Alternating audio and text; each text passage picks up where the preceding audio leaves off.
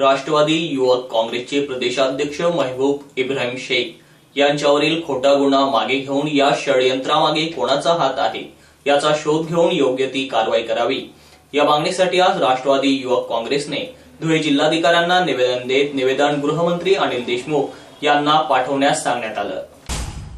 निवेदनात म्हटलं आहे की राष्ट्रवादी युवक काँग्रेसचे प्रदेशाध्यक्ष महबूब इब्राहिम शेख यांच्यावर औरंगाबाद येथील एका महिलेने खोटा गुन्हा दाखल केला आहे। त्यामुळे पक्षाला आणि चांगल्या पदाधिकाऱ्याला बदनाम करण्यासाठी कोणीतरी बलात्कारासारखा गुन्हा दाखल करण्यास भाग पाडले आहे। मात्र सदर महिलेने तिच्यावर ज्या दिवशी अतिप्रसंग करण्यात आल्याचे सांगण्यात आले त्या दिवशी महबूब शेख मुंबईत होते असे त्यांनी सोशल मीडियावरती व्हायरल केलेल्या व्हिडिओद्वारे स्पष्ट केले आहे। त्यामुळे महबूब शेख यांच्यावरील गुन्हा खोटा असून तो मागे घ्यावा आणि यामागील हात असलेल्यांचा शोध घेण्यात यावा व त्यांच्यावर कारवाई करावी अशी मागणी करण्यात आली आहे। निवेदन देतेवेळी युवक शहराध्यक्ष कुणाल पवार, प्रदेश उपाध्यक्ष सत्यजित सिसोदे, स्वप्नील पाटील, वाल्मिक मराठे, एजाज शेख, मिर्जा अशफाक, महेश भांबरे, अनिकेत माइनकर आदींची निवेदनावर नावे आहेत।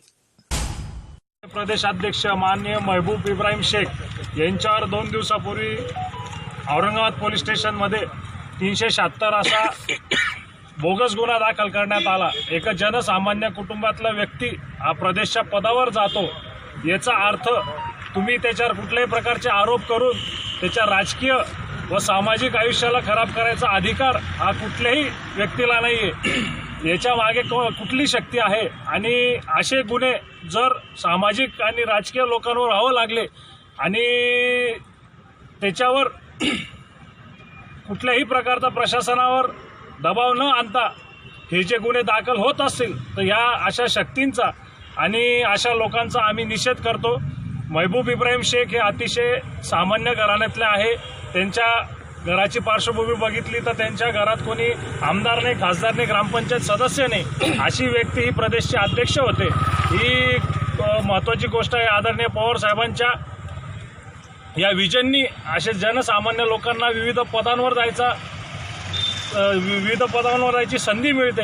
याचा अर्थ हा नाही की कोणी उठून उद्या गुन्हा दाखल करेल आणि 376 सारखा बोगस गुन्हा असा दाखल झाला त्याच्यावर आम्ही धुळे जिल्हा राष्ट्रवादी युवक काँग्रेसच्या वतीने आम्ही जाहीर निषेध करतो आणि शासनाला आम्ही निवेदन देतो की आपण या राज्याचे गृहमंत्री माननीय अनिल देशमुख साहेबांना या निवेदनामार्फत हा गुन्हा लवकरात लवकर मागे घ्यावा आणि याच्या मागची शक्ती कोण आहे किंवा याच्या मागचा सूत्रधार कोण आहे याची माहिती काढून त्याच्यावर आपण कारवाई करावी एवढंच मी सांगू इच्छितो। जय हिंद, जय महाराष्ट्र, जय राष्ट्रवादी।